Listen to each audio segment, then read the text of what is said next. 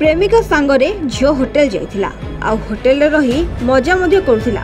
हेले 2 दिन पर कौन है कि जानी प्रेमिक से ही झीर मलादेह को ट्रॉली बैग रे पुराई फेरार होगा बसला।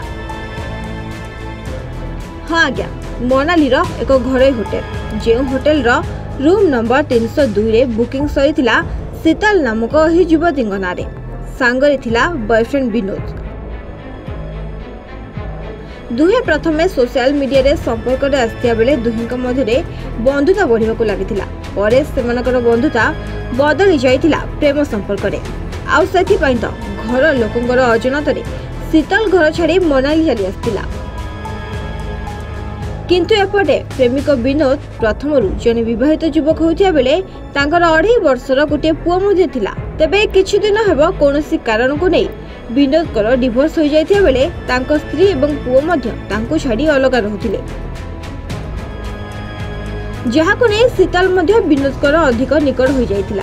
तबे पूर्व प्लानिंग अनुसार शीतल घर छाड़ी चली आस्तिया बेले प्रेमिक विनोद सहित मिसी सेही होटेल रे पहुंचीथिला आ मनाली रे निज प्रेमिक सहित मिसी मजा मध्य करुथिला। हेले 3 दिन पर होटेल छाड़िबा समय शीतल एवं विनोद को बदल रे केवल विनोद ही से होटेल रु बाहरिथिला आ सांगरे थिला एक बड़ ट्रॉली बैग। तेबे कथा नै होटेल कर्मचारी को संदेह बढ़िबाकू लागिथिला, जाहाकू नै सेमाने विनोद को प्रश्न मध्य करिथिले।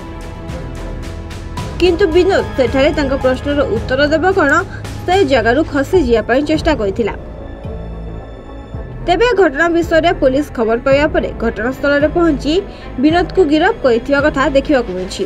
तेबे शीतल मध्य प्रदेश भोपाल में रहुतिया बेले तांकर मृतदेह मनाली सही होटेल रु उद्धार करा जाइथिला। Bureau report A1 Odia.